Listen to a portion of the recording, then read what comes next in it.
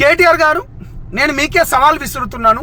కాంగ్రెస్ ప్రభుత్వం తీసుకొచ్చినందుకు గాను అనేక లక్షల మంది విద్యార్థుల కుటుంబాలు ఇవాళ నాశనమైనవి.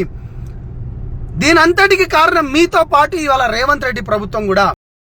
మిత్రులందరికీ నమస్కారం, నేను మీ సంపత్ నాయక్ని. మిత్రులారా, బ్రేకింగ్ న్యూస్ ఏంటిదంటే, బీజేపీ పార్టీ నుంచి ఎవరైతే మంత్రిగా ఉన్నారో ధర్మేంద్ర ప్రధాన్ గారు కొద్దిసేపటి క్రితమే తన రాజీనామా పత్రాన్ని పంపించడం జరిగింది. ఓకే, బాగుంది. ఈ ఉద్యమంలో యువతతో పాటు యువత ఆకాంక్షలను గౌరవిస్తూ ఇలా ధర్మేంద్ర ప్రధాన్ గారు తన రాజీనామా లేఖను పంపించడం జరిగింది. ఇదంతా బాగానే ఉంది, కానీ ఢిల్లీలో ఆ ఉద్యమం ఏ విధంగా జరిగిందో, లేకపోతే ఎక్కడి నుంచి ఆ ఉద్యమంలో ఎవరెవరు పాల్గొన్నారో మీ అందరికీ తెలిసిందే. ఇది ఒక ఎత్తు. కానీ నేను ఒక తెలంగాణ బిడ్డగా, తెలంగాణ ఉద్యమకారునిగా, ఒక నాయకునిగా నేను కూడా ఇవాళ ఇక్కడ కేటీఆర్ గారు ఇక్కడ ఇందిరా పార్క్ దగ్గర మూమెంట్ చేశారు కదా. కేటీఆర్ గారు, నేను మీకే సవాల్ విసురుతున్నాను. ఇవాళ విద్యార్థుల పక్షానని మీరు గొంతెత్తిండ్రు కదా, మీకేమాత్రం చిత్తశుద్ధి ఉంటే మీ గడిచిన 10 ఏళ్ల కాలంలో మీ ప్రభుత్వ హయాంలో ఎన్నోసార్లు 10th పేపర్ కూడా లీక్ అయింది. ఇంటర్మీడియట్ విద్యార్థులు చనిపోయినారు, ఒక 27 మంది సరైన మూల్యాంకనం చేయలేని. గ్రూప్ 1 పేపర్ కూడా లీకేజ్ అయింది. గ్రూప్ 1 కూడా మీరు 2-3 సార్లు కండక్ట్ చేశారు. అదేవిధంగా గ్రూప్ 2 పేపర్లు, అదేవిధంగా లెక్చరర్కు ఉద్యోగాలకు సంబంధించిన ఆ పేపర్లు కూడా పోస్ట్ పోన్ చేశారు. మీకేమాత్రం చిత్తశుద్ధి ఉంటే మీ మంత్రులు అప్పుడు కనీసం రాజీనామా కూడా చేయలే. సిగ్గుపడాలి మన ఈ విషయంలో.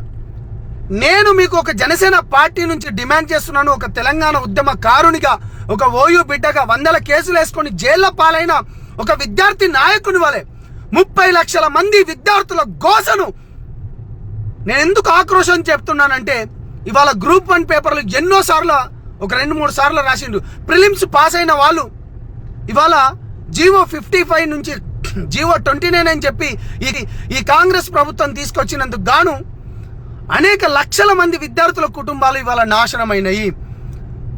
దీనంతటికి కారణం మీతో పాటు ఇవాళ రేవంత్ రెడ్డి ప్రభుత్వం కూడా. రేవంత్ రెడ్డి ప్రభుత్వానికి నేను అడుగుతాను, కానీ దానికంటే ముందు విద్యాశాఖ మంత్రిగా సబితా ఇంద్రారెడ్డి గారు అప్పుడు ఉన్నారు.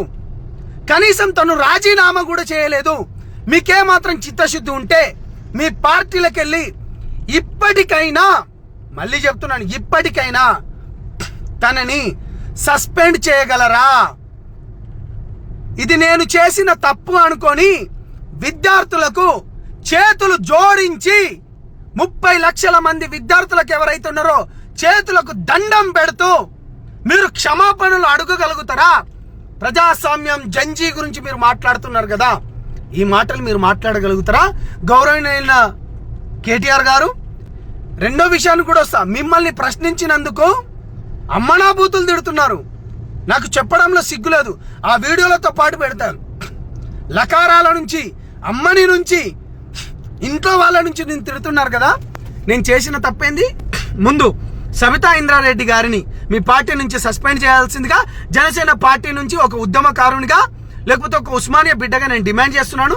రెండోది, మీ ప్రభుత్వ హయాంలో 10 ఏళ్లలో విద్యార్థులు అనేక హరిగోసలు పడ్డారు కాబట్టి చేతులు జోడించి క్షమాపణ చెబుతూ, చేతులకు దండం పెడుతూ మీరు విద్యార్థులకు క్షమాపణ చేసి మీరేం దీనికి ఏ విధంగా మూల్యాంకన చెల్లించుకుంటారో నేను వెయిట్ చేస్తుంటున్నాను. థ్యాంక్ యూ మిత్రులారా. నేను మీ సంపత్ నాయక్ని.